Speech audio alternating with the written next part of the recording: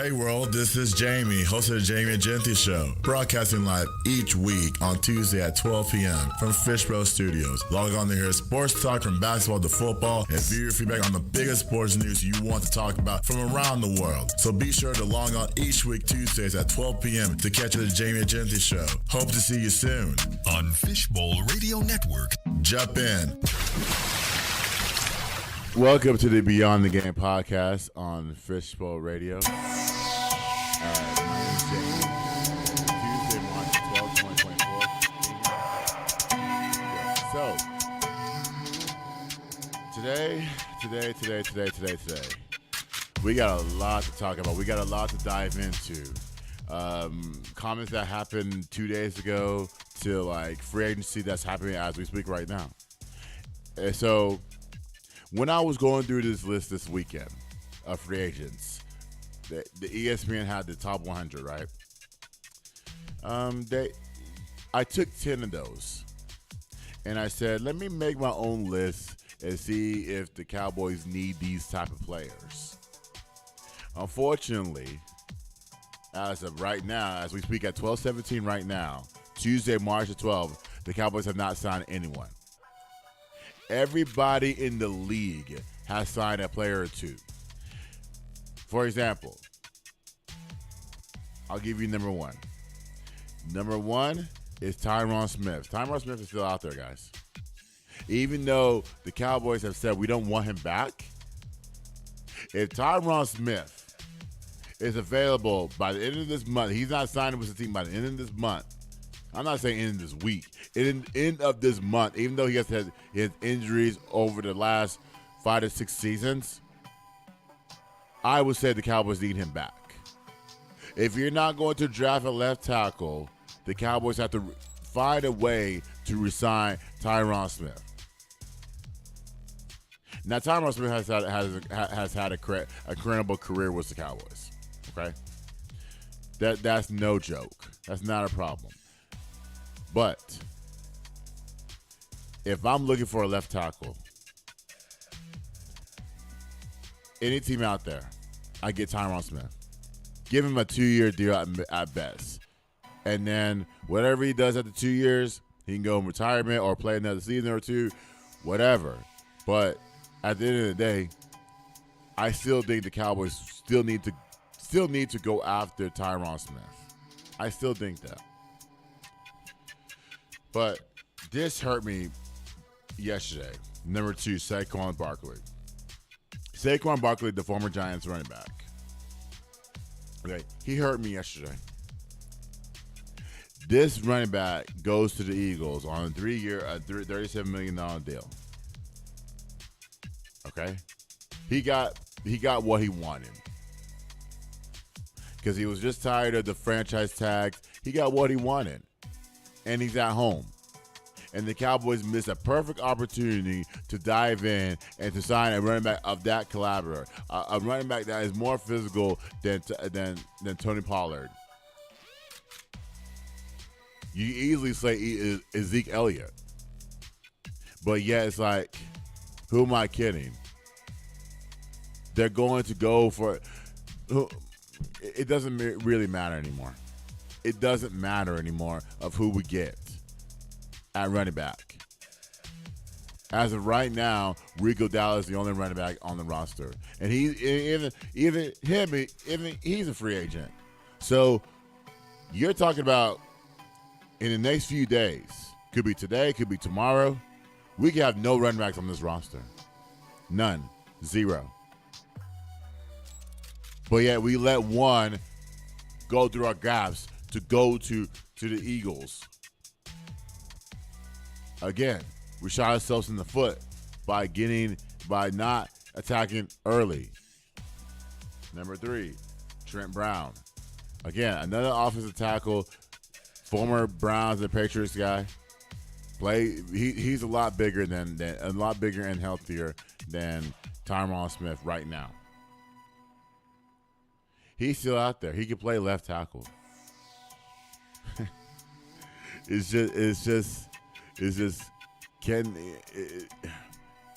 Are we going to build our team through this draft? And that's the question.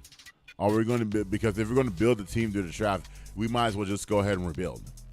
We might as well just was all in stuff that Jerry was saying. You shouldn't be talking. Your definition of all in is a definition of is different from what we're talking about all in. To me, all in is like we're going to attack it early. We're going to the first day free agency comes by, we're going to sign this player, we're going to sign that player, we're going to trade for this player. That's what all in means. You attack the first day. You don't wait until everyone gets their guys, and then all of a sudden now you're left with those guys, and you expect them to make an impact on your football team. You know, I love Broadus. I love 1053 The Fan. But when are we going to ask ourselves? When are we going to ask ourselves, it is what it is? When are we going to ask the question of, this is the team that we have? There's no more scouting. There's no more player transactions. There's none of things like that. So why do we even scout these players? For what? Just to entertain us? Just to think that, okay, we're going to get the best cornerback on their team.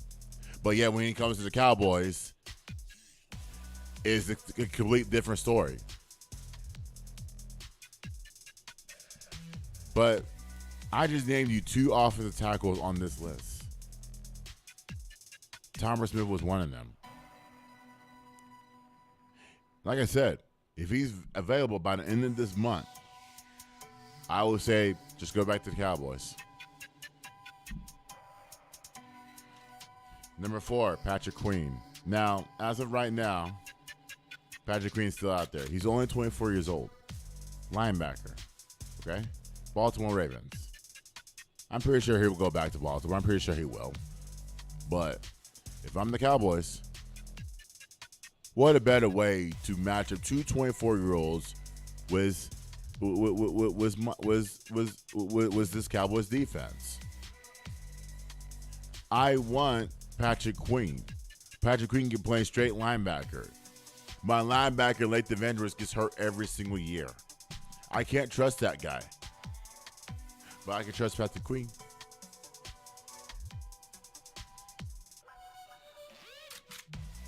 Number 5, and this hurt me this morning. Derrick Henry. Now, Derrick Henry was supposed to be signed in the trade deadline by the Cowboys, right? Supposed to. This morning, as of 30 minutes ago, he signs with the Ravens on a 2-year deal, $16 million. The Ravens got a good deal in Derrick Henry. We talked about getting Derrick Henry at the trade deadline when Tennessee was going through their phase of replacing this quarterback and that quarterback, and Derrick Henry was right there at your grabs. You decide not to get him. When Pollard was struggling running the ball, Derrick Henry was struggling trying to figure out what team the Tennessee Titans were throwing out there every single week. Excuse me. You let him walk for 2 years, $60 million to the Ravens. We have no running game. And you worry about age. You worry about durability. Derrick Henry has durability. He can play another year of his contract and still be durable. Number 6, Devin White. He's the linebacker as well. So Devin White. Derek White's a basketball player with the Boston Celtics. Devin White, he's a linebacker for the Buccaneers. Okay? The reason why he's on this list, the Cowboys struggled tackling. Their linebackers struggled tackling. So when they moved Micah to the line, They had no linebackers back there. We couldn't trust Clark.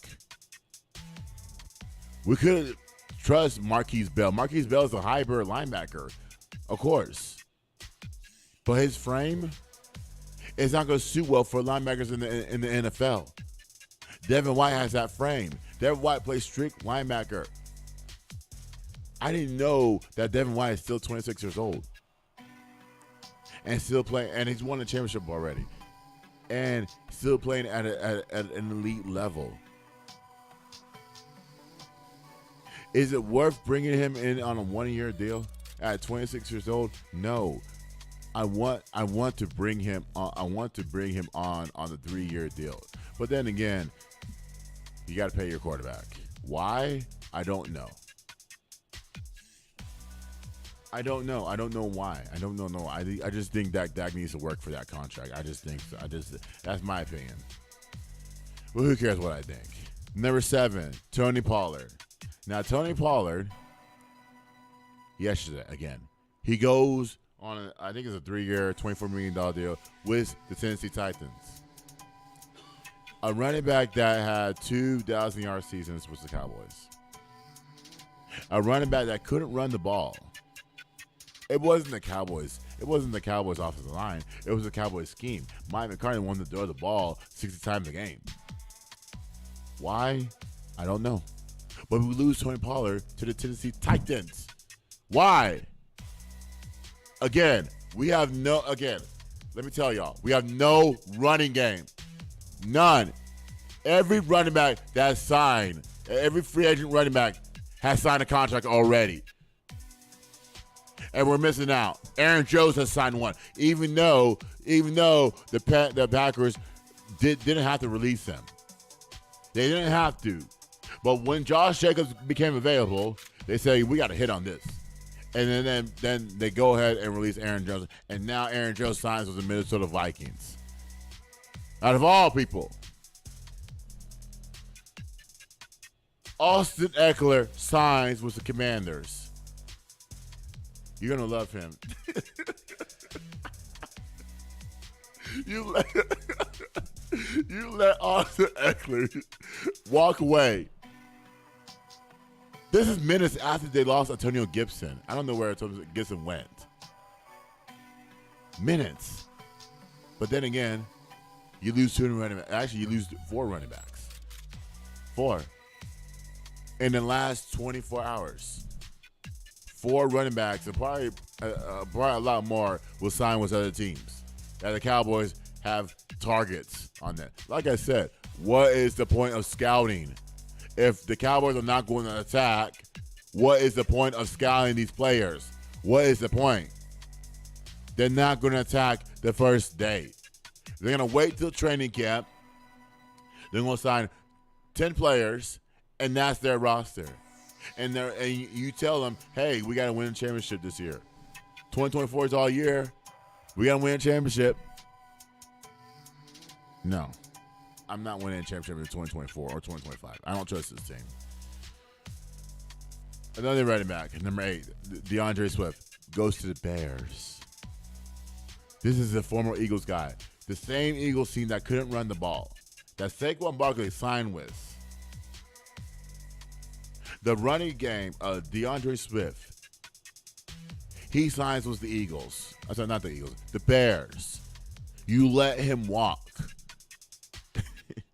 You let him walk.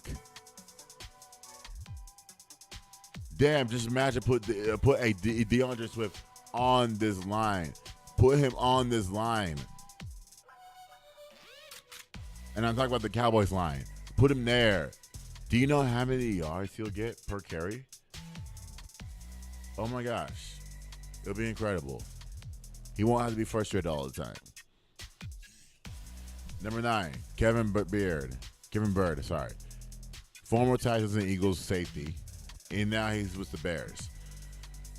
I feel like we're going to lose Javon Curse, and so I thought that, Kevin Bird, experienced safety. Tennessee did not appreciate him the last remaining years. That's why they went ahead and traded him mid-season to the Eagles. And then the Eagles debacle happened, and then now he's with the Bears on a 2-year contract.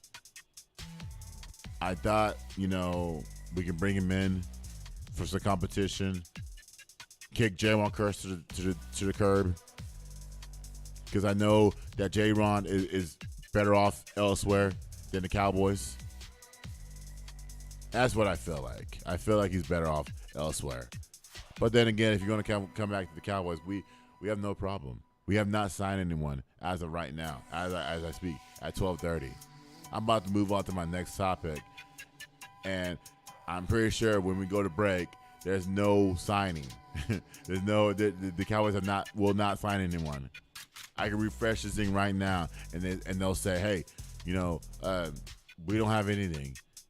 Oh, let's say the Falcons signed Kirk Cousins for 4 years, $180 million. Ridiculous. But then again, C.J. Gardner-Johnson's out there. He's out there. So is Jordan Poyer. He got released last week, which is surprising. He's looking for another team. My screen just refreshed, and still nothing. And so, Jordan Poyer is the most elite safety in the NFL. It'll be nice to see him in the Cowboys uniform. It'll be nice. But then again, you have to add scheme, and you got to have willingness to win. That's what players like that. That's what they want in a new team. On a new team. And so, with that being said, everyone, I went through that, and I said, they're not going to sign anybody on this list. They're not. Let me give you some other ones. Dorrance Armstrong. Do you remember him? He goes to the Commanders. Dorrance Armstrong goes to the Commanders. Defensive end goes to the Commanders. Tyler Bialish goes to the Commanders. So he's their new center. So now you need to draft a quarterback. He goes to the Commanders have made 3 moves in the last 24 hours. They're not done. They are not done rebuilding their football team. But we just gotta see what happens. And if we have any breaking Cowboys news between now and the end of our show, then we'll definitely bring it to you. Otherwise, I don't care about this. I'm done with the Cowboys free agency. I'm done with it. I'm seriously am. Because we're not going to do anything. This team is who they are.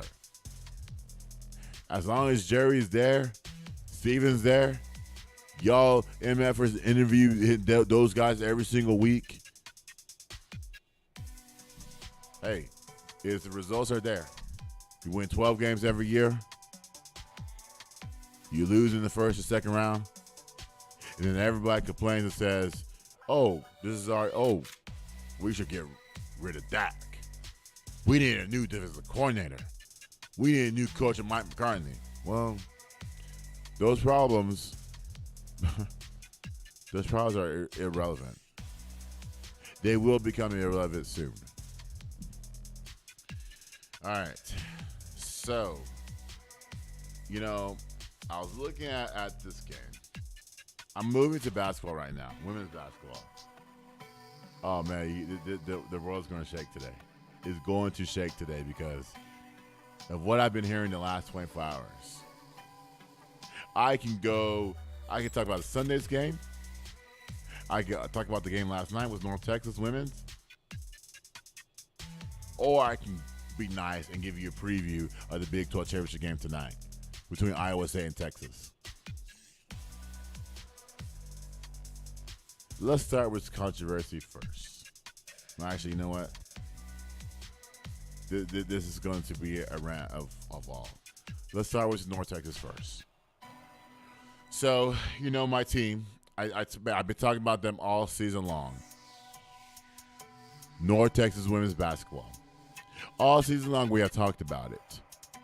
How they started well, how they ended well, because last week this time they won the AAC championship outright. I'm sorry, not outright. It was a share, so they shared it with Tulsa and Temple. So Tulsa and Temple and North Texas were able to celebrate regular season champions this year. Okay. Jason Burton got the Coach of the Year. Congratulations to him. Major props to Jason Burton out there. Deanna Robinson got the 6th Woman of the Year. Major props to her.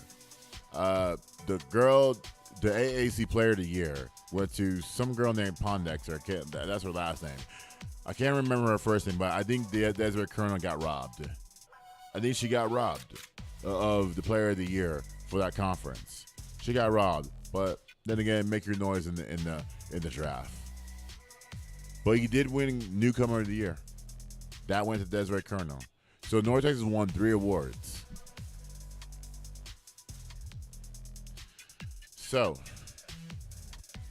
but I say all these things. It was all that celebrating between last week and last night. We have a problem here.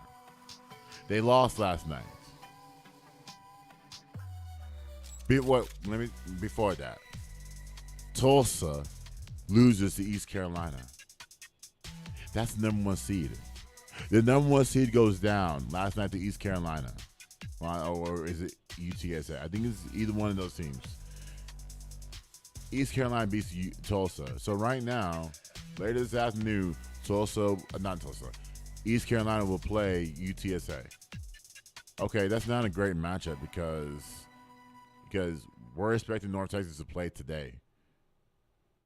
And they're not playing today. Because you know why?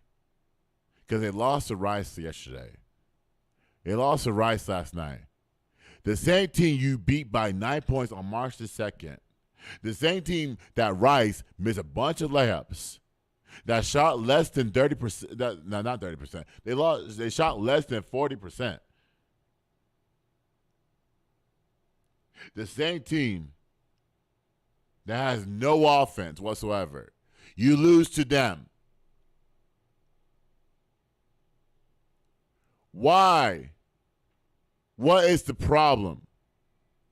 What is the preparation for this? It was 61-59. They lost. What is y'all's problem? You played them 9 days ago.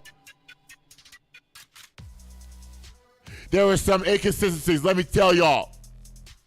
Turnovers. Stop turning the ball over. You had 19 turnovers. 19. And you're telling me that is a free throw? 19. That's your whole entire season. You averaged 20 turnovers a game. And it came back. That it hurt. 19 turnovers. It hurts. This is losers basketball. Anytime a team averages more than 15 turnovers a game, it's losers basketball. North Texas played losers basketball last night. Last night. And you telling me we're okay with that? Yeah, you fought hard to win, but take care of the little stuff. It was so sloppy. The same sloppiness that was in Houston 9 days ago that you barely won. The same physicality that Rice showed. We couldn't guard any of their players last night. Yes, we made runs. Yeah, of course. You got to get yourself back in the game. Yes, fine. We did that. But 19 turnovers, and then you get abused inside. And then on top of that, you had sloppy possessions. And then another top of that, Desiree Colonel misses 2 free throws. Now, granted, I'm not trying to be mean. I'm not trying to be mean to Desiree or to the North Texas women's basketball team. It's heartbreaking to miss 2 free throws. when you're trying to lead in the game. At the time, it was 60-50. It was 60-59 at the time. Okay, you had 2 free throws. You could have gone up by 1 if you hit those 2 free throws. Desiree Colonel goes to the line. Before that, it was Arena Hardaway got fouled and she was hurt. So the referee said, "Hey, you cannot shoot free throws." Desiree Colonel, she goes ahead and shoots free throws. 78% free throw shooter. Goes to the line, misses them both. All the emotions came out now. Jason Burton sits her out. And at that point in time, Jason, I would tell you that you should keep her out of the game. The game was too much. She already missed 2 free. That was her mindset right now, at that moment. That was her mindset at that moment right now, at that moment. She misses 2 free throws. She's not coming back from that. When you miss 2 free throws, you're not coming. I mean, it hurts. It hurts. You seen you guys, girls, have so many accomplishments, so many goals. I mean, I thought at the time, okay, North Texas could win this tournament, but it's the minimal mistakes. It's the turnovers. It's the sloppy possessions. It's the physicality. I'm not even worried about the free throws. Those are come and go. But what I'm worried about is the turnovers. The possessions. This month of February started. I can't remember the game that was, but I said to myself, they cannot win this way. They could not win this way, and it showed last night. They didn't even attack the paint last night. They got, 7 free throws? Well, I'm sorry. No, I'm thinking Rice. 12 free throws? And then some idiot will tell us, hey, if we would have hit those free throws, we could have won the game. Not the case. There's other intangibles in the game that you could have won off of. You had numerous opportunities to put Rice away, and you didn't. Cut those turnovers in half. You put them away handily. No way in hell Rice should have been in that game. No way.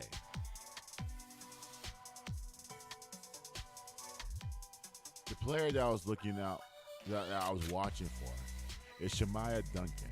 She only had 3 points. Deanna Robinson had 15 off the bench. Desiree Colonel had 11. Tamisha Lampkin had 14. They were not aggressive. They were not aggressive in the game. It hurts because you know why? I was hoping North Texas to go. I wasn't pointing them to go all the way. I don't think it wasn't the right team to go off all the way off. It wasn't their year. It was somebody else's year. And we're in March. Upsets happen. In this case, an upset happened. 2 teams. Tulsa and North Texas are out. And now they're thinking, hey, we can make the NIT. Or hey, we can make the CBI. That's another tournament, College Basketball Invitational. That's a tournament that those two have no interest in. Our eyes don't want to see those teams in the NIT or the CBI. Because nobody watches the NIT. You know who watches them? People who support these teams. So, of course, we're going to watch the NIT. If North Texas makes it, if they get invitation, if they get invited. I'm not going to let Jason Burton to waste this season on players that are tired, on players that are emotionally emotionally drained. I'm not going to let him do that. You will go to the NIT or the CBI, and you will have to deal with your consequences. That's the consequences of your all's actions of losing in the first round. You won 23 games. That's great. What would have been better is you playing tonight and then tomorrow night. And then winning the whole thing, winning it outright, so that you don't have to worry about some losers at the NCAA trying to put you in, even though this team cannot go to the tournament. Remember that year? Remember the COVID year? The COVID year of 2021. The team couldn't go to the tournament. They had to replace them with another team. And then the next year, 2022, the NCAA says we're not doing that anymore. We are not doing that anymore. They do it in football all the time. They do it in football all the time.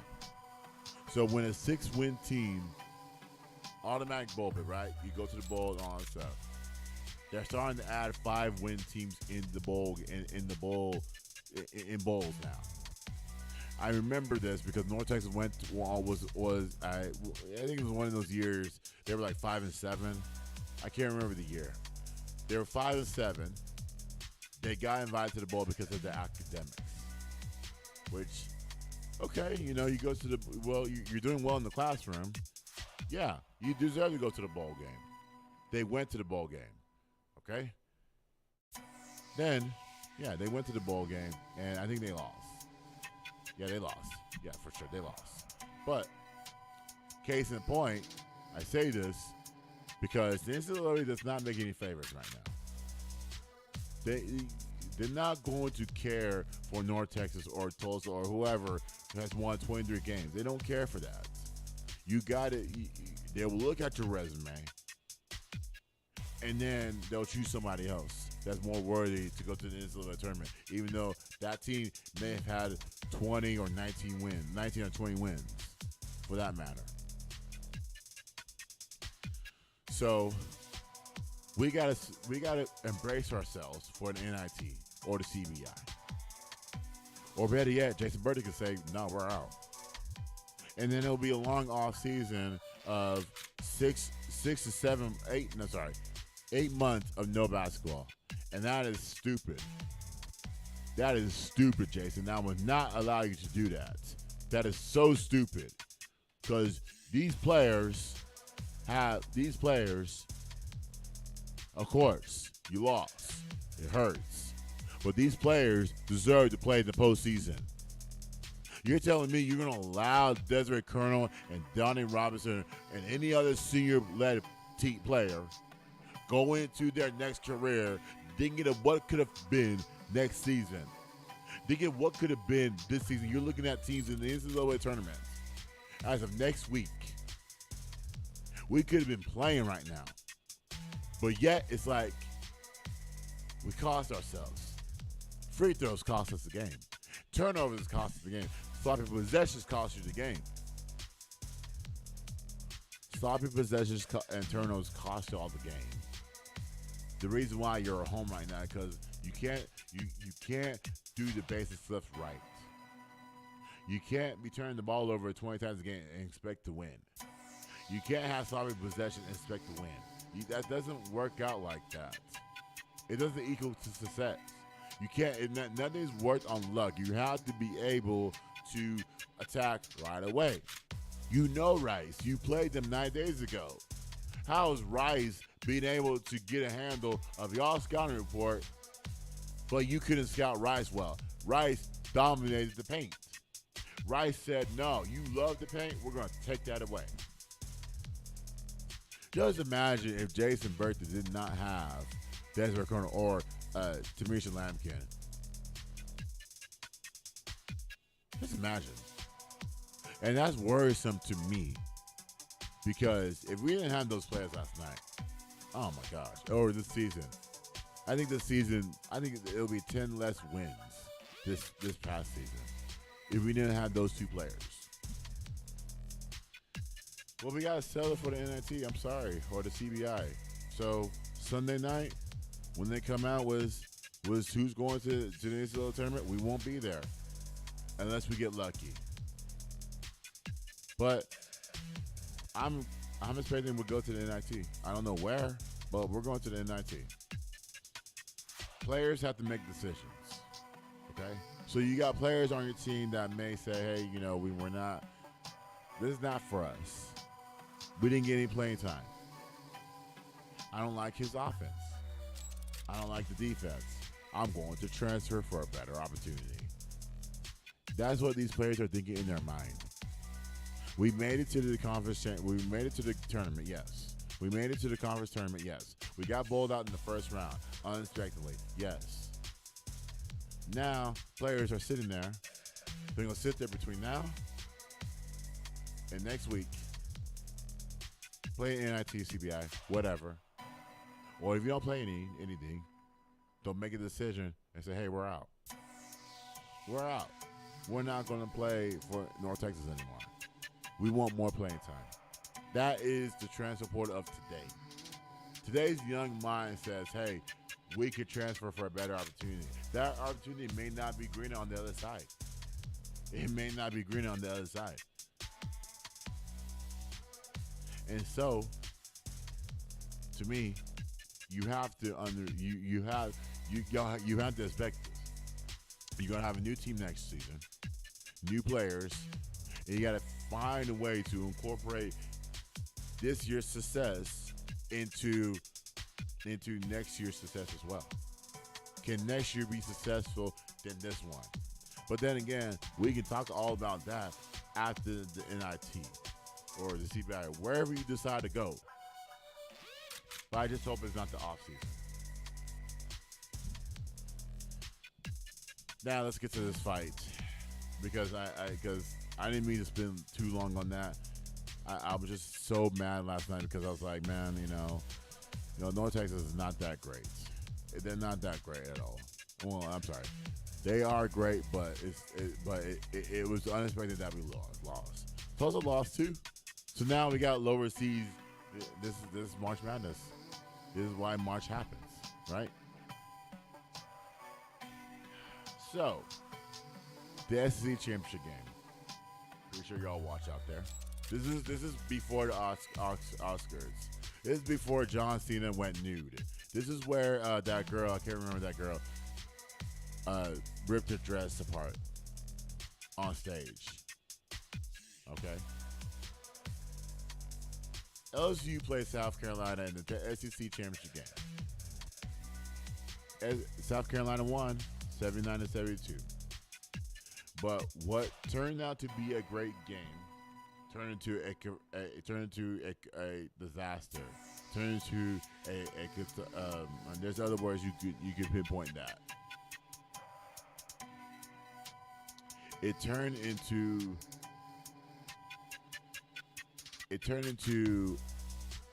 a frenzy, a fight, a frenzy of unprofessionals. So coming out, so the game was physical. Angel Reese pulls down Camila Cardoso's hair. Angel Reese hits Camila Cardoso in the face. They call it an intentional foul. Why? Because when you hit someone in the face, it's an intentional foul. In years past, it was accidental. When I played basketball, when I hit someone in the face, it was accidental. They never called the foul. Well, actually, they did, but it wasn't upgraded. Now we're seeing these teams it's upgraded, which is the stupidest thing I ever heard. So that happened, and then this happened. So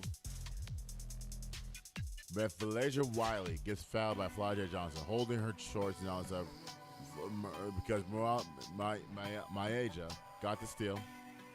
Flajay fouls her, okay? Did the right thing. No intentional foul. You're grabbing her shorts. You're preventing her from getting a layup. To me, it's not an intentional foul. To me, I will call it as a clear path foul. I think they still have that in the college basketball game. I think they have that, but I would call that a clear path foul. I wouldn't call that intentional because you can't foul speed. There's not a different way to foul speed. So they went to they did call an intentional foul. They went to the benches. Okay, they called intentional foul on Flajay, which I disagree. They went to the benches. Okay? And then one of the ladies that I follow her parents on Facebook. She celebrates. It wasn't towards Flage. It wasn't towards. I think she was celebrating towards South Carolina. Flage pushes her. Okay. And then Watkins walks away. Watkins was like, I got pushed. I want to walk away. Now her parents have said, she told her parents, hey, I want to fight her. Like, why? Why you want to fight her? Why are you doing that? Don't do that. You have everything to live for. You're going to get suspended because somebody else pushed you? No. Then Camille Cardoso comes out, 6'7", 6'8", 6'10", pushes her down. Flage, and then everybody comes through. Everybody. Dante's standing there in disgust, rightfully so. And then the staff from both teams come. Everybody on the court, everybody comes. Brother, Flage Justice's brother, jumps on the scores table. Goes trying to, I don't know what he was trying to do. I don't know. I looked at the tape numerous times. I said, is he trying to push Camila? I don't think he was trying to. I just think he was going after his sister. And so, to me, you got to understand where you're at. I get that you want to protect your family member. I understand. But you got to know where you're at. Now, get this. 2 other people tried to jump intervene. Now, when they saw that the brother was able to get past security. First of all, security is not secure when somebody jumps from that, makes a full sprint, jumps over 2 boundaries to get to on the court. Literally on the court. And then that officer was daydreaming and gets it and scores him out the arena. He was daydreaming. And 5 seconds later, oh, this guy's on the court. He's on security. We got to get him out. We got to get him arrested. We got to get him prosecuted. And as of right now, he's sitting in jail. Was it worth it? No, it wasn't worth it. Those 2 other guys, I don't know if they got ejected from the game or not. I don't know. One, I know the guy in the red shirt. No, he attempted to jump over. I don't know if he was going to go after the other guy. And then there was another person that jumped over, and then he returned to the seat right away. So, case in point, the officials ejected everybody. They ejected Camilla, big one, right? That's huge. Definitely ejectable. Then LSU Missy last test Powell injured her concussion. We're saying prayers to her as of right now. She's not there, but yet everybody on the benches were gone. Everybody. Now I want to play a clip of what Kim Mulkey said. Actually, you know what? Let's start with Angel Reese, because Angel Reese walked away from the fracas. This is what she had to say about South Carolina. Let's play that clip of Angel Reese, please. Angel Reese. We're not going to make that an excuse. We're not scared of South Carolina, and I'm going to repeat that. We're not scared of South Carolina. And a lot of people are scared of them, and we came in and battled and battled and battled and battled and battled to the end. And, of course, we came up short, but we'll see them again, or whoever will see them again. But I'm just happy, and I'm going to acknowledge my teammates first, because Janae, Aaliyah, they came off the bench and did big things for us. Michaela, she was frustrated because she had to do minimum numbers in minimum time, but she came out there and did what she did, and she defended and she played as hard as she could. So being able to be proud of this team, I'm not going to give them all the credit because I know how hard we played. We played hard. We played tough. We did whatever it took to win, and sadly we came up short, but I'm happy where we are right now, and anybody seeing us moving forward should be scared. What are we scared about, Angel? You got that ass whooped by South Carolina 15 times. We're not scared. South Carolina's not scared of you. They're not scared. You should be scared of South Carolina because they whooped your ass 15 times. And then on top of that, she's walking away. And now to me, I'm going to give her a little bit of credit. She has a bum ankle. She injured that ankle against Auburn. So you motherfuckers want Angel Reese, that talks a lot, to go down there and protect her teammate. If she was healthy, then yes, she'll go down there to protect her teammate. But she was hurt. And then on top of that, you had staff. You had staff members. You had everybody. You had everybody come on the court. And this security guard who was wearing the sweater, the practice was over. He comes in late. So to me, everybody's going out to the players and say, hey, we love it. We love to protect the players and all that stuff. But you got to remember. You got to remember something, guys. LSU South Carolina was playing with 5 players. That's not good. You want depth. You want those players to be smarter than that. Smarter than leave the bench area. You don't want players leaving the bench area because their teammates has gone there. I get it. I understand. Well, we got to be a little smarter than that, ladies and gentlemen. We have to be. And now, what I didn't like about this is security. Security is worried about the court on the court stuff. Y'all are worried about on the court stuff, but yet, no, actually, you know what? Kim Mulkey ties into the security. So let's play the clip from Kim Mulkey, please.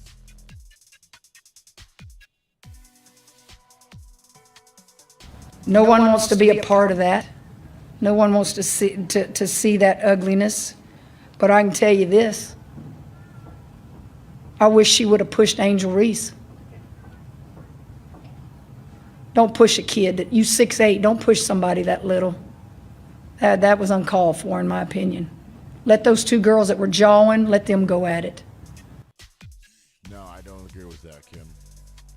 Because you're jeopardizing your player. You're jeopardizing your players' endorsements. You're jeopardizing them. They're going to the WNBA. Just imagine that the WNBA comes reviews tape with that player. Says, hey, you did this. You did this. We're not going to draft you. That's between getting paid and not getting paid. And you don't want players like that? You're supposed to be the motivator. You're supposed to be the what's that word? You're supposed to be the mentor. You're supposed to be the grown-up of the room. You're supposed to say, hey, there's other ways to be aggressive. Hey, there's other ways to fight.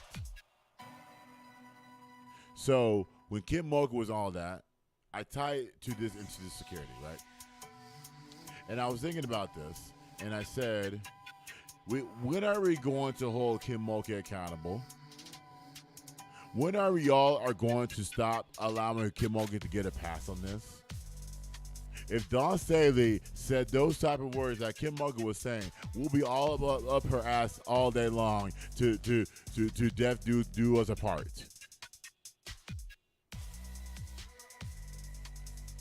You're telling me you're allowing Kim Mulkey to walk around and say what she wants because she's a Hall of Famer coach? No, you got to be smarter than that. And I'm pretty sure any assistant coach on that LSU squad, at least 1 or 2 people on that staff doesn't have to agree with her. But yet they would never come out and say that because you know why? Because the whole town of LSU will come after those assistants and say, hey, you need to protect your head coach. This is who you answer to. You answer to your boss. It's okay to have a different opinion than your boss. It's okay. It's okay. But yet, it's almost like you want to encourage fighting, Kim. So anytime any player goes to LSU, remember, you all are going to have fights, and Kim Mulkey will not be there to protect you.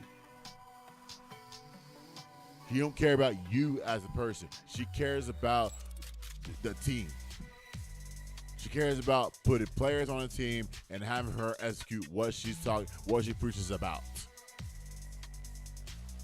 Look, I have nothing against Kim Mulkey. I think she's a great coach. But when it comes down to being the parent, you have to do your job. And she did not do her job in this case.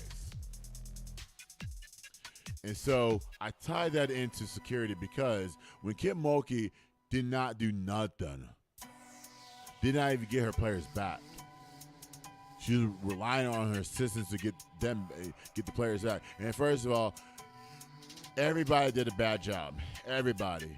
There's no way players on the bench should have been injected. It should have been restored order right away. Y'all, you should be trained for these type of situations instead of looking pretty on the sidelines. Which y'all, you care about looking pretty versus talk about sponsorship. Dawn Staley talks about it all the time. All the time. And she had to apologize twice. You don't see Kim Mulkey apologizing twice. You don't see her assistants apologizing for sure. All they care about is getting their players back. But did y'all not train for this? I'm pretty sure everybody in America are trained when there's a fight going on the court. One person has to be responsible for restoring order on the sidelines. One person, maybe two people, maybe three people, because you can't hire a support staff and not have one of them restore order on the bench. Or better yet, security. Security is for the fans.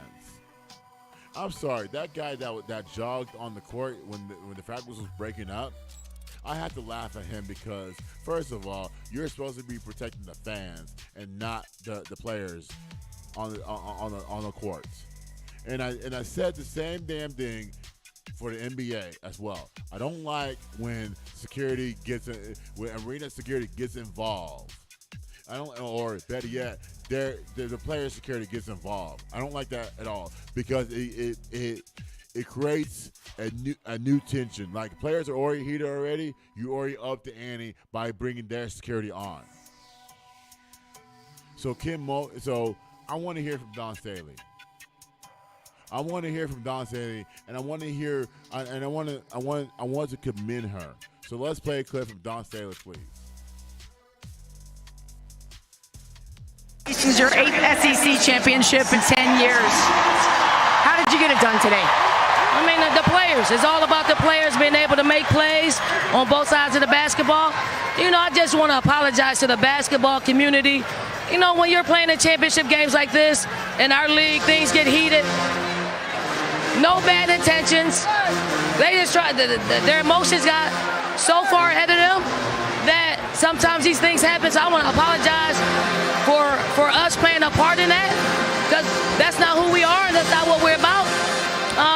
But I'm happy for the players that were able to finish the game and get us another championship.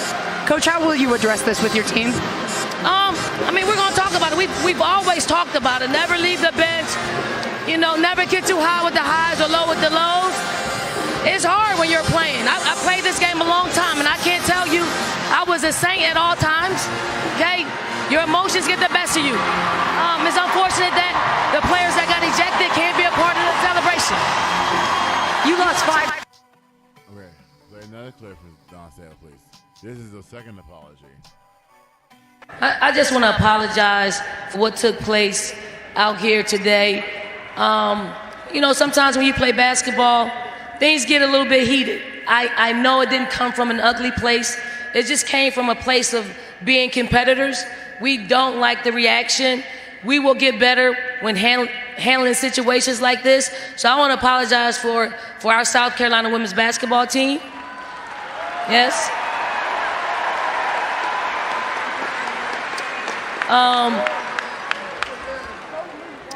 and I know our players that got ejected, they can't be a part of the celebration. So I know it will hit a little bit harder on them, knowing that we cannot behave the way that we behave and reacted the way we reacted. But at the same time, for the players that were able to finish the game, you know, we are super proud of them all.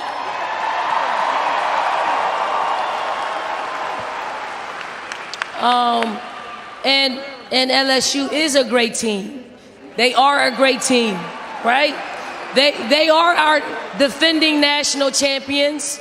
And I won't be surprised if we're able, both of us, to represent in Cleveland for the national championship game. I welcome that. Well, I won't. I don't want to see that matchup again. Many people do, but I don't, because I know that LSU won't go past the Elite Eight. That's my prediction. I don't think they have the team to go past the Elite Eight.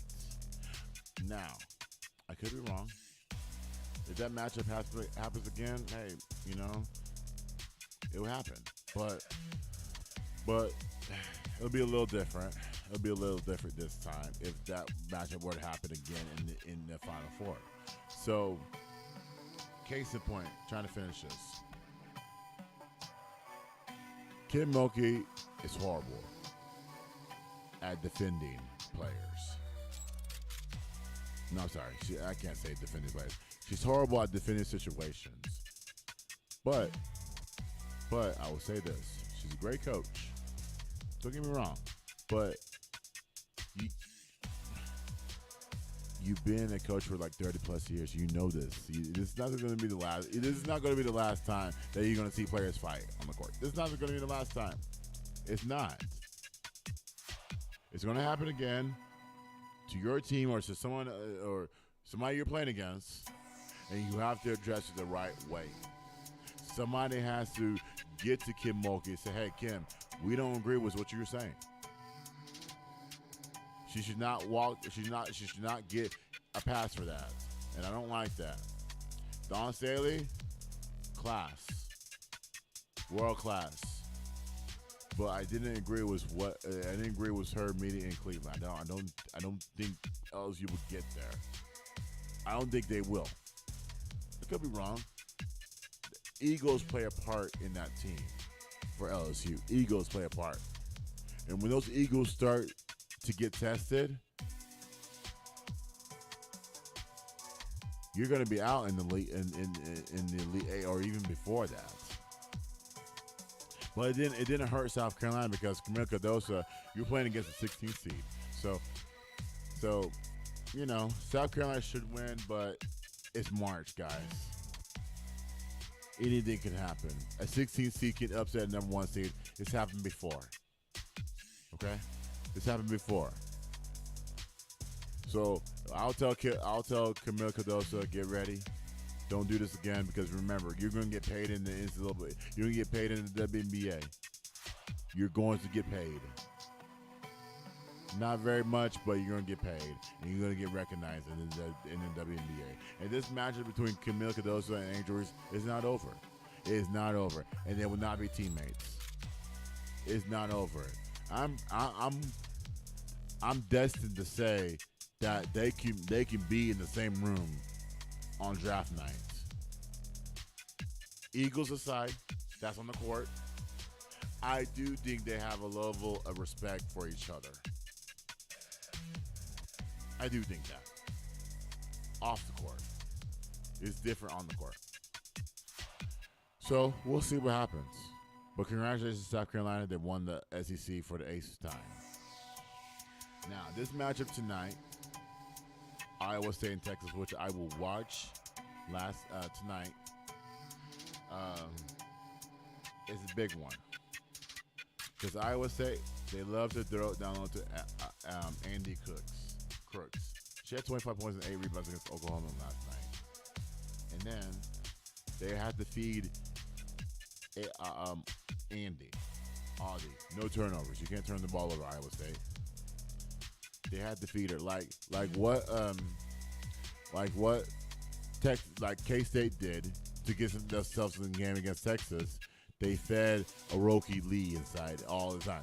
So I was telling myself, K-State's first look has to be Roki Lee. Has to be that look. And she got their looks. But then again, when Texas made plays on the offensive end, the game was over. So K-State's first look has to be a Roki Lee. Kind of like Iowa State. Their first look has to be Andy Crooks. Because you know why? Because Taylor Jones and Deanna Gaston are going to continue to foul you. And they're going to find a way. They're going to find a way to get you out of the game. They'll find a way. Texas, on the other hand, the offense runs through Booker. So anytime Booker touches the ball, the offense runs through her. Okay? I already told you that Jones and Gaston will be held accountable. So let's make it happen. Can Texas win the Big 12 championship in women's basketball tonight? I'm choosing Texas to win tonight. I do think Texas has the depth. Texas has the smarts. Texas has the defense. Texas has the veteran leadership to get the job done. And it showed last night when K-State was making their runs. Last night, Texas slowed the pace down. They ran their stuff, and they got quality shots out of those possessions. So I don't want Texas to play these games of, hey, we're going to shoot poorly in the fourth quarter, and then yet it's like, oh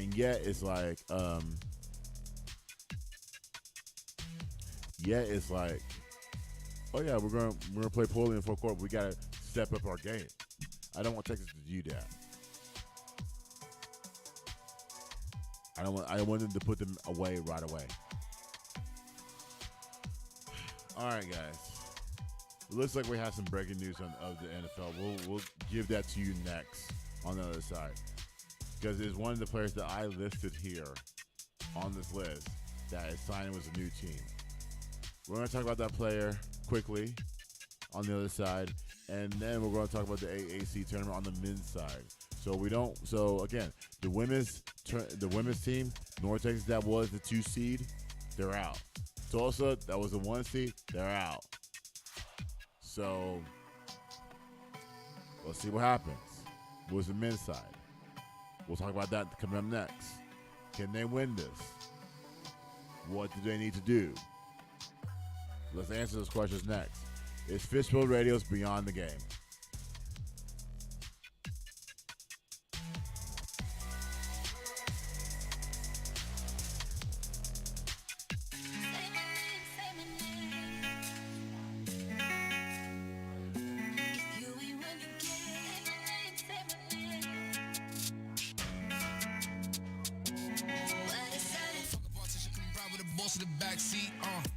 A lot on my mind, I don't wanna think. She come relax me. Diving at the water, breaststroke. Tell me your thoughts, deep show. Know the mission, don't stop. Respectfully. She better say my name. What's my name? What's my name? Look, what's my name? Say my name. What's my name? Yeah, look, I know you in love with me, that's cool. She said my name and she getting a tattoo. We should have been together, it's past due. Now let's go have some fun in this back room. Man, that ex nigga born, that's bad news. She ain't never come out, he had mad rules. I could buy you Chanel and mad shoes. I could match with Dior in the bags too. You could tell me what you like, and I could take you for the night. Yeah, I could teach you lessons you ain't never known. You could add it to your life. I could boss you up, baby. I'm here to boss you up. I can tell you don't know too much, cause you ain't been taught enough, baby. Fuck a politician, come ride with the boss in the backseat. A lot on my mind, I don't wanna think. She come relax me. Diving at the water, breaststroke. Tell me your thoughts, deep show. Knowing the mission, don't stop. Respectfully. She better say my name. What's my name? What's my name? Look, what's my name? Say my name. What's my name? If you wanna hear me say your name, gotta make me say your name. Pull up on you in the rain, show you a couple of things. Love me a thug, nigga. Might let you shoot at the club, nigga. Ooh, it's just so good, I'ma make you fall in love with it. Take me to Louis, buy me some Gucci, diamonds and rubies. Might let you feel on my booty. Don't make a movie. Your ex man, she a groupie. Baby, go take off them Subies. Know you wanna hop inside the jacuzzi. Say my name. What's my name? What's my name? Look. What's my name? Say my name. What's my name? You be all in my head and be stressing me out. Talk too much, you be running your mouth. Topic way too late to get caught up. You know I'm in the mode. You put me to the room. You know I wanna go down on you. He said that you freak. I said that you freak. I said, ooh, let me come and link with you. Call you when I'm in the mood. I'm coming through. Put the pressure on you. Just tell me what you wanna do. No, I'm waiting. Boy, you're running out of patience. I wanna come through and get naked. You know I'm your favorite. This shit gets so. It sound like Fuck a politician, come ride with the boss in the backseat. A lot on my mind, I don't wanna think. She come and relax me. Diving at the water, breaststroke. Tell me your thoughts, deep show. Knowing the mission, don't stop respectfully. Tell her she better say my name. What's my name? What's my name? Look. What's my name? Say my name. What's my name?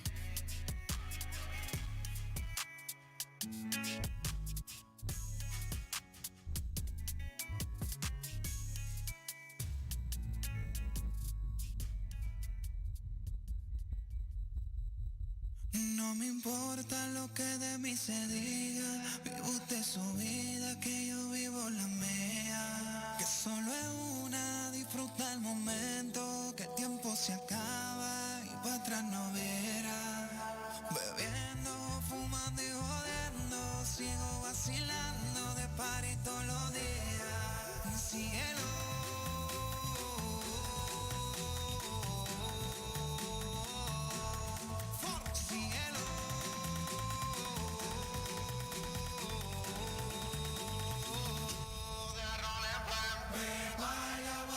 Seca, todo el mundo en patilla en la discoteca. Beba y agua para la seca, todo el mundo en patilla en la discoteca.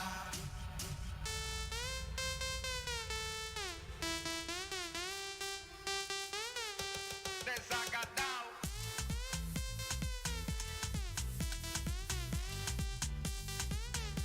Empatillado.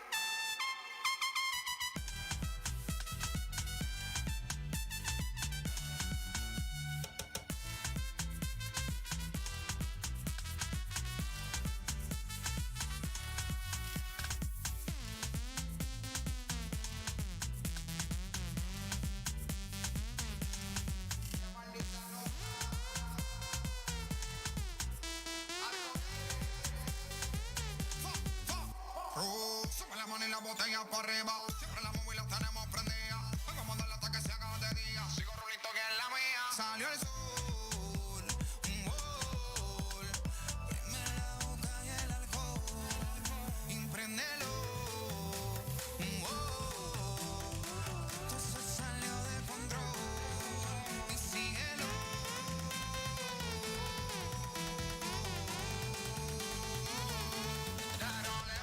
Beba y agua para la seca, todo el mundo en patilla en la discoteca. Desacatado. Beba y agua para la seca, todo el mundo en patilla en la discoteca. Empatillado.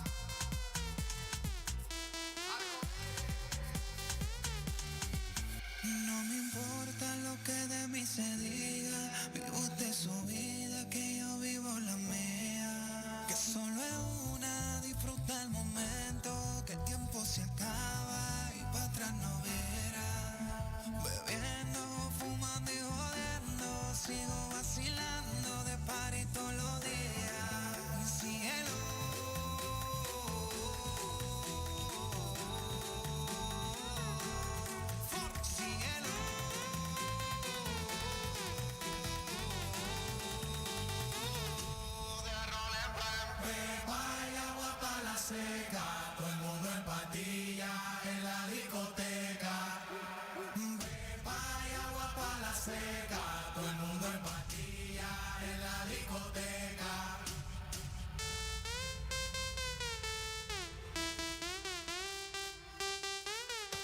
Desacatado.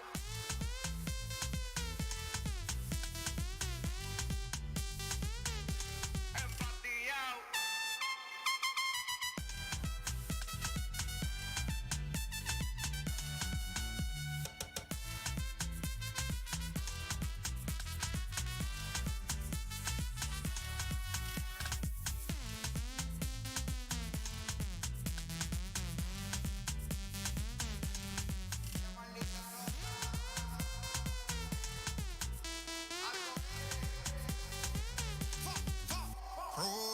Dímelo chino, the most winning, Víctor Cárdenas, White Star, Shadow Towers, La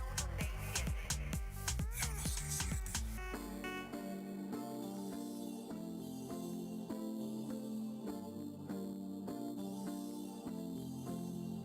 Girl, I like you, I do.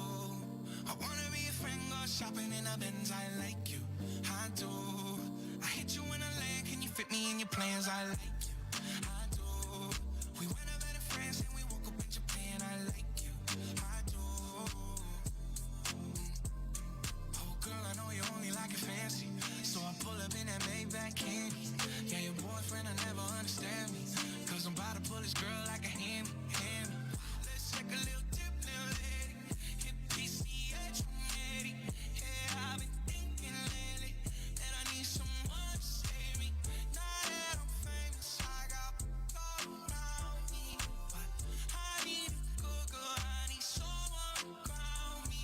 So please be true, don't around with me. I need someone to share this heart with me. Feel you out and run it back again. Oh girl, I like you, I do. I wanna be a friend, go shopping in a Benz. I like you, I do. I hit you in a leg, can you fit me in your plans? I like you, I do. We went up better friends and we woke up in Japan. I like you, I do. I do. Let me know when you free, cause I've been trying to hit it out weak, babe. Why you acting all sweet? I know that you want a little me, yeah. Get a little deep, but ain't new to a freak. Let me drop bands for that jewel in your teeth. He let the way I drip, turn that pool to the beach. And I coulda caught the Birkin, but I cops the lead. Why we got the same taste for the finer things? Brand new with the same routine. Now we got me on a leash, cause we said no strings. You know I'm cool with that. So you ain't get sued for that. Wonder what it might do for that. I could be a shocker where a roof is at. 80 in the Benz when that roof go back. They don't wanna see us get too upset. I just got a feeling that we might be friends for a long, long time. You don't mind, and you know I like you for that. Girl, I like you, I do. I wanna be a friend, go shopping in a Benz. I like you, I do. I hit you in a leg, can you fit me in your plans? I like you, I do. We went up better friends and we woke up in Japan. I like you, I do. I do. I just want you, I just want you. Your heart's so big, but that is huge. Just want you, oh baby, too. You like me too. Girl, I like you, I do. I wanna be a friend, go shopping in a Benz. I like you, I do. I do.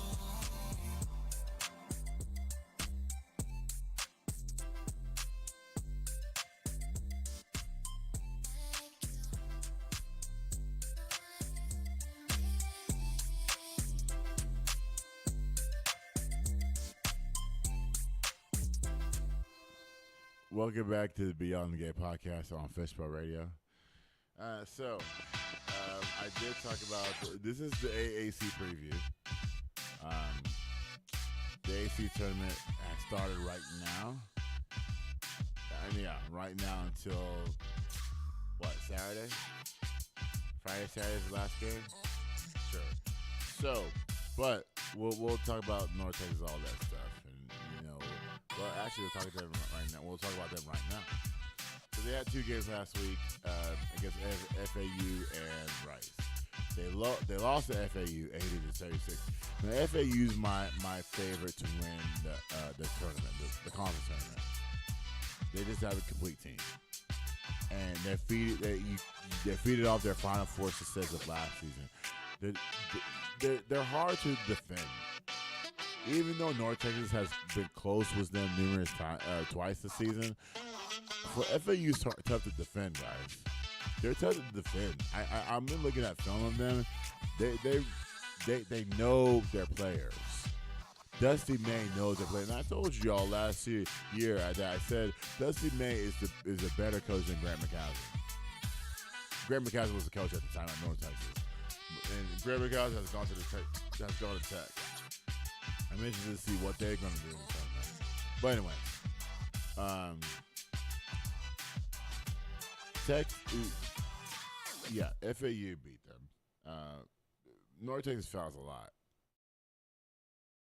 But before I get to that, they foul a lot. So the fouls will be the issue of why North Texas cannot win. They cannot win this way. They cannot win this way. You can't have 22 fouls. You can't have more than 15 fouls a game.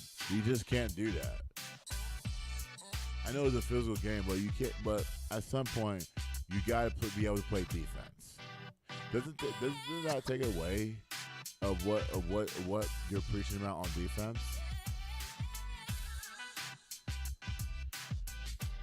And then they beat Rice 71-55. Jason Edwards had 21 points. But what the biggest thing is that they had home court advantage. So, you could easily say that 40% was North Texas and the other 20 was Rice.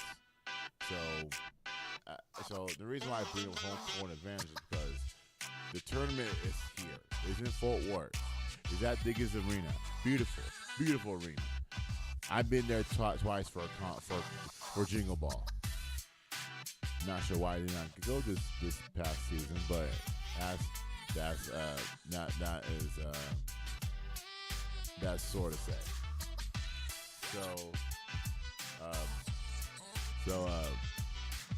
What I'm trying to say. Oh, home court advantage. You got.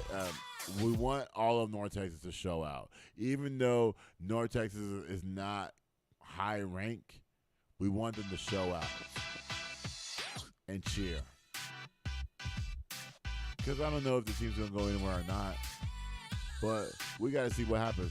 Oh, I did forget that Patrick Queen, the guy that I had on this list as a potential Cowboy, is signing with the Steelers on a 3-year deal, $41 million deal. That was to ESPN. ESPN, according to reports. So we lost a potential linebacker that can fit in this Cowboys offense. That's our defense. So there's ways that North Texas can win this tournament. Let me give you those ways. Number one, Jason Edwards has had 5 30-point games this season. Could he go for 30 this time around in the tournament? Number 2, limit fouls. 19 fouls against Tulane. Tulane's your opponent on Thursday. I think that is, I wrote the time down. I can't remember if I wrote the time down. I didn't write the time down. Sorry. So that's the opponent on Thursday. You got to limit the foul. You had 19 against Tulane. Remember that matchup? Number 3, home courts,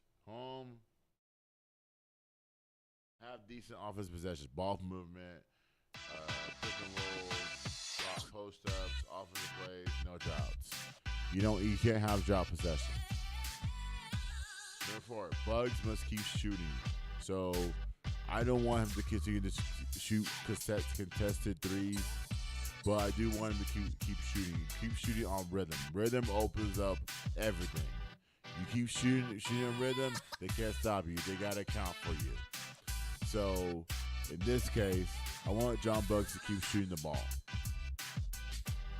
Number 5, does Allen have to start? I look at these teams, they're very athletic.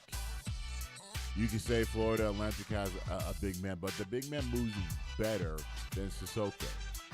I've been not impressed with Sissoko's movement this season. I haven't been impressed at all.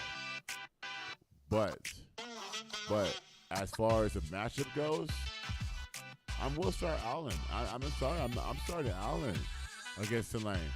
Have you not seen what Tulane has thrown out there? Tulane has thrown out guys that are athletic. They don't have no big men on their team. They're throwing athletic guys to say, hey, 5 or 6 athletic guys, you got to go get this victory. That's what Tulane's throwing out there, and that's what they did in the second matchup. The second matchup, they threw out 5 guys, and their tallest one was like 6'6", or even 6'5" for that matter. They wanted speed. They wanted to be able to run. And North Texas said, "You're not running on us." So they did a great job in the second go around of eliminating Tulane's fast break opportunities.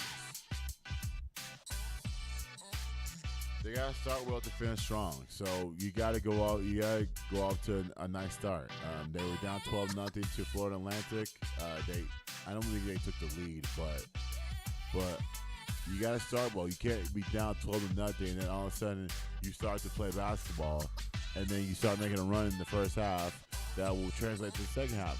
For you, it hasn't. It hasn't translated anywhere. But to in-game situations that you shouldn't be in.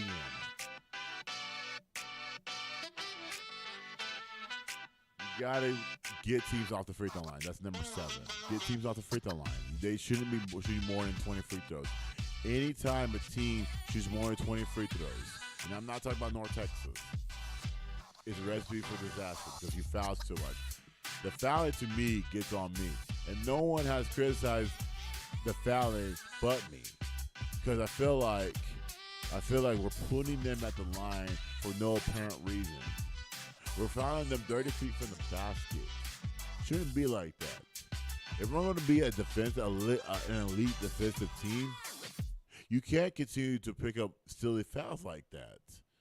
You just can't. I'm sorry. If you want to become an elite defensive team, you gotta do the basics of the basics from getting down low, getting your defensive stance, and then having your hands out, and then communicate on defense. You can't continue to foul and then say, "Hey, we're elite." That's not an elite defense. That is an animal defense. That is someone that's getting out of control defense. You got to have control. Number 8, you got to avoid excuses. People can easily say injuries happen this season. They can easily say that. They can easily say, "Oh yeah, Reuben Jones missed 10 games. Oh yeah, CJ Nolan missed 5 games. John Bruggs missed 10 games." You can't make those excuses. I'm sorry. Everybody goes into the tournament injured. They're missing 1 or 2 key pieces. Everybody. North Texas, we are healthy. We are healthy. What if you lose Thursday night? What will be the excuse then? What will be the excuse of you losing? Are you going to say Reuben Jones was injured mid-season? You're going to say CJ Nolan was injured mid-season? Stop making excuses. Everybody is hurt at this time. Everybody. They're playing through it because they want to be there for their team. They want to say, "You know what? I got your back. This is one college game. I got you. We want to go to the NCAA tournament. We want to be practicing next week." So, avoid the excuses. Stop fouling. Have decent offensive possessions. We need Aaron Scott to come through. He is the second option. I don't want to see you score less than 10 points, Aaron Scott. If you're scoring less than 10 points in this tournament, something is wrong with you. Something is wrong with you. You're on the bench a lot. That's why we can't run our stuff, because you're on the bench a lot, bro. Stop fouling.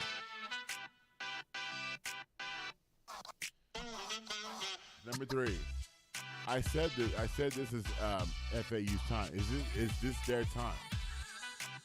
Now, North Texas plays a tie into this because North Texas has played FAU twice. Close twice. They beat them 66 and 63. North Texas, FAU beats them 80 to 76. And so, what does that mean for FAU? They were ranked up until South Florida, whatever. They lost to somebody. John L. Davis averaged 18 points a game, which I think he is the player of the year in the conference. Could be somebody else. Their strengths. I told you they have a complete team. Their strengths is they have a complete team. They have post play, they have decent shooting. They have veteran leadership. So everybody on that team knows their role. Players on that team that made it to the Final Four, they won it all again this season. They're telling themselves in the locker room, hey, we have our goal to win a national championship at FAU. Wouldn't that be surprising? A mid-major team wins a national championship. It wouldn't be surprising to me because it's not. You're not taking 4 or 5 star players to put them on a team together, and then you're going to convince them to win a championship with those players. You're not going to do that. I'm pretty sure those are not 4 or 5 star players on FAU. Because if they're 4 or 5 star players, then we'll expect them to be. We'll have a higher standard for them. Like LSU women's basketball team, I'm pretty sure those are 4 or 5 players. The reason why you may see them lose in whatever round that may be, surprisingly, because you're dealing with egos. You're going to deal with Haley's ego. You're going to deal with Alicia's ego, Michaela's ego, Angel Reese's ego, DeRosa's ego, Florida Johnson's ego. You're going to deal with every different ego possible. In FAU, they don't have an ego. They have leadership. Somebody, they all 5 guys, 6 guys said, "Hey, we were a possession away of getting to a national, probably a possession away of winning a championship. We were right there." And then the official misses the out of bounds. The guy that hit the game-winning shot, he was barely in bounds, barely. He hits a game-winning shot. That was San Diego State a year ago. And I'm like, FAU did that? Wasn't it 1 possession away? You know, have everybody come back and then say, hey, we won the conference championship. We can do this again. Here we are again in the tournament. It's a perfect opportunity. But their weaknesses is they get into their own way. They get into their own place. Possessions. They get caught up in the moment.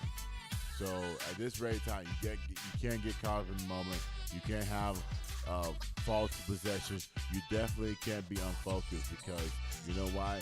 Everybody plays first. Everybody's going to beat you to that spot. Everybody.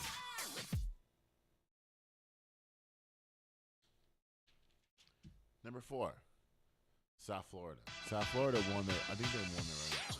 It's difficult. It's difficult who is between the top and those 2 teams.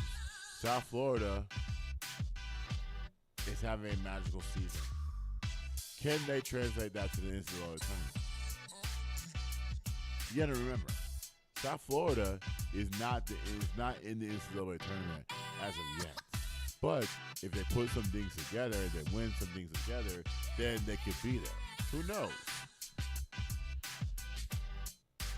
I would say they have to go through UAB and FAU. North Texas lost in that 60-55. That was in Denton. Chris Youngbug is their main scorer. They have a bunch of guys. Again, what did I say? We have no 5-star players. We need to get rid of that. Because no one player is going to deal with a 5-star player. 5-star player says, hey, I want the ball in my hands 9 times out of 10. I'll go to work. I'll miss every jump shot. These guys are like, nah, you want to pass it here? You want one shot? We got you. You want to post up? You think you beat this guy off the dribble? We got you. That's Florida's game.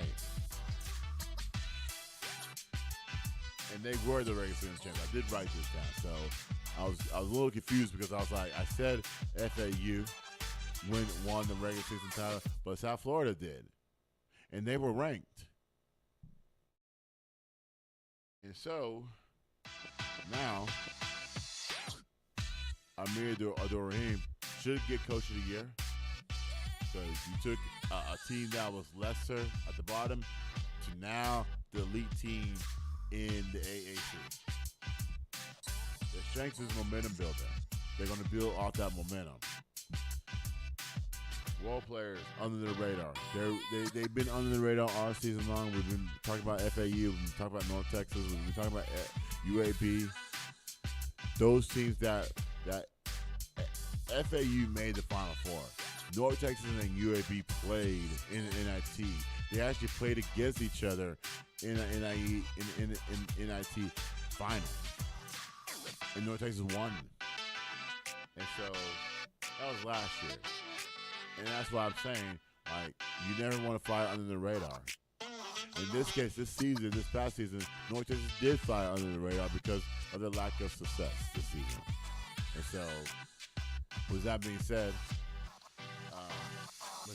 we can't have that. You can't fly under the radar. Weaknesses, they're not the best. Those players on that team, they're not the best on their team. They're not the best at all. They can be beaten. Not beaten, but like beaten. But they can be beat. They can be beat. They can be beat at any point in time. But too big-headed for the job. You got to make sure that you take care of it early, so that when you take care of it early, then you won't have to worry about the consequences. All right. So I'm not choosing South Florida to win this thing. I already said FAU will win this game. Will win this thing. The whole entire thing. Number 5, according to DJ Draper, I wanted to make sure that he didn't put North Texas on this list. Well, he did, but he ranked North Texas number 4 on the last broadcast that they had. And I said, and I called him out, and I said, I don't agree with him. I don't agree as North Texas being the best 4th team in this conference right now. They're not. I don't think they are. But here's some. Here's where North Texas, this is my list. My list. I made this list. I watched every game that North Texas played against these opponents, and I can easily say that they're better than North Texas. FAU is number 1. Number 2 is UAB. Number 3 is South Florida. Number 4 is Charlotte. Number 5, I had a tiebreaker between Memphis and SMU. Because both of those teams play the same way. But if I were to redo this, I think SMU will be a little bit better than Memphis. Number 6, or number 7 for that matter, I'll put UNT. So I have UNT as the 6 or 7 best in this heading into this conference. I don't think North Texas matches up the athleticism with like a Memphis or SMU for that matter. I don't think they match up well with that. I don't think they match up with Charlotte's slow pace. I don't think they match up with FAU, period. Or I honestly think they match up well with South Florida. Because South Florida plays a really slow pace game. I do like to see that play. I do like to see UNT and South Florida go at it. And I think UNT will beat South Florida, despite their success. But I don't think they'll beat FAU or Charlotte or Memphis or SMU. But then again, it's like, wow. You just never know what happens because it's March. It's March. You Make sure that you're ready. You can't have one bad day.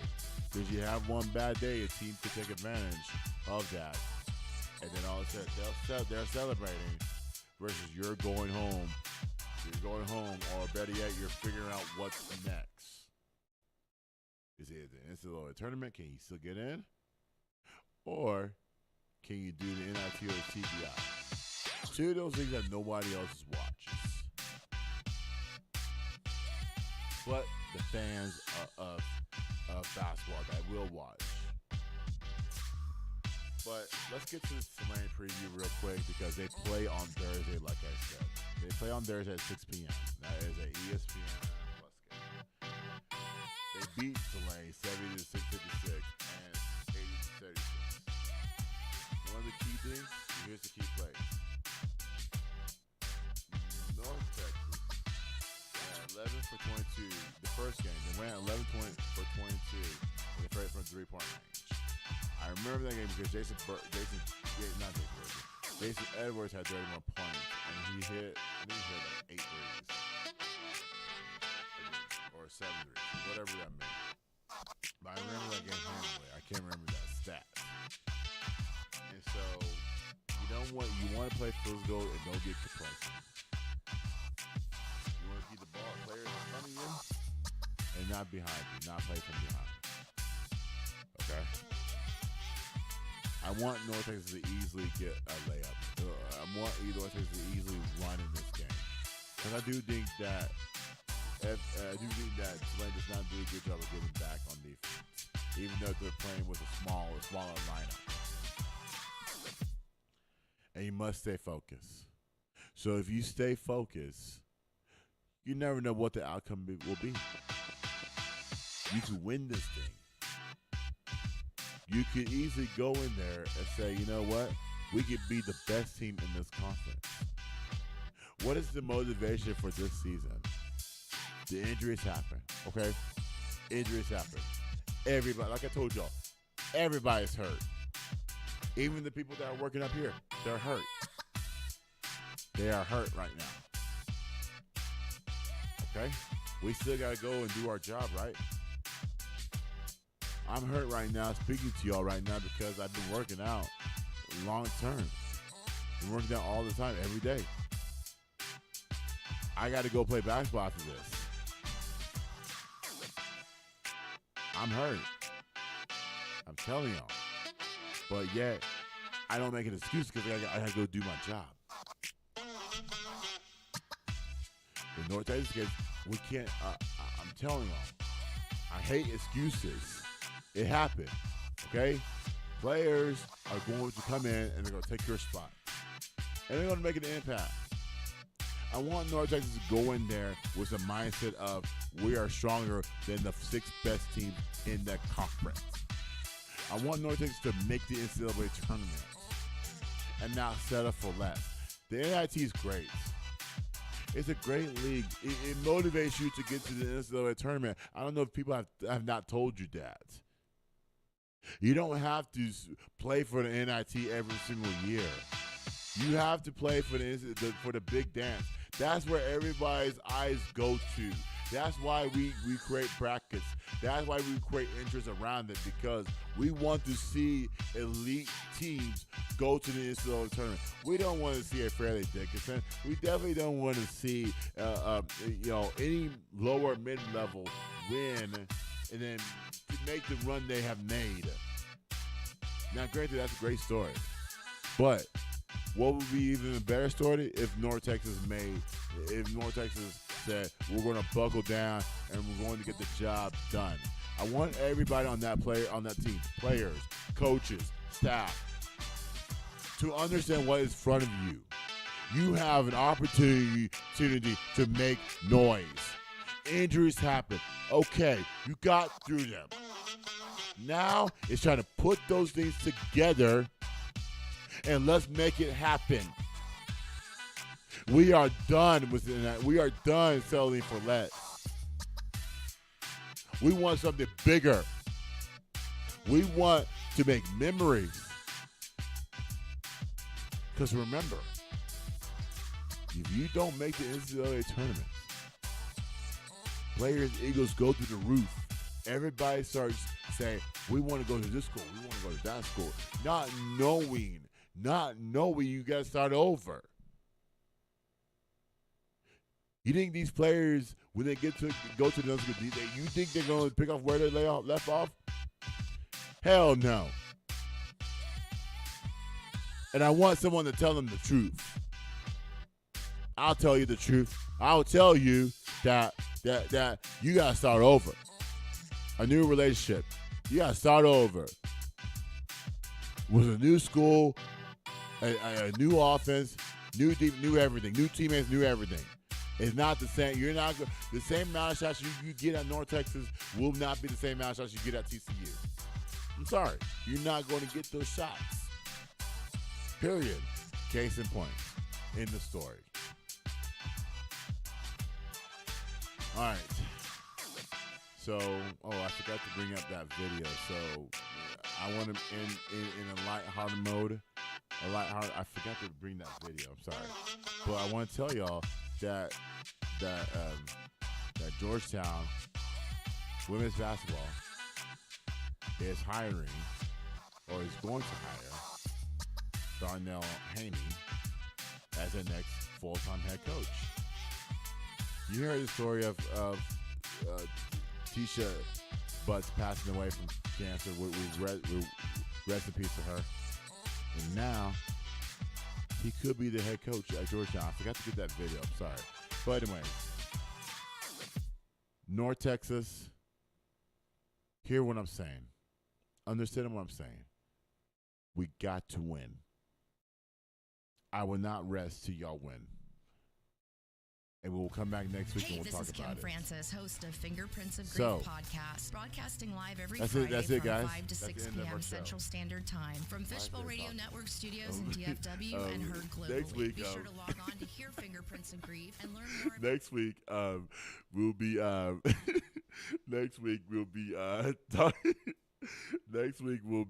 talking about the tournament. We're going to break down the men's and the women's tournament. And also, I think we may have a preview. We may have a preview of the buy-in games. You know those games that are playing on True TV or ESPN.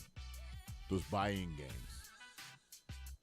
Okay, let's preview those games next week, and then let's talk about the notable matchups in the NCAA tournament that I'm looking at. So, if North Texas makes it, we'll talk about it. Men's or women's, we'll talk about it. Otherwise, we're going to break down this tournament, guys. I'm going to tell y'all, we're going to break down this tournament. And also, we're going to talk about the NBA stuff. I didn't get to the NBA stuff today because I really wanted to hone in on this tournament. At this point in time, I always want to focus on one or two things. I always want to focus on the tournament itself. So that I want people out there to understand what the tournament is all about and how y'all should see these matchups unveil. So let's talk about it next week. All right, guys. Thank you for listening and watching the Beyond the Game podcast on Fishbowl Radio. Subscribe to wherever you get your podcast at. And I will see y'all next week. Take care, everyone.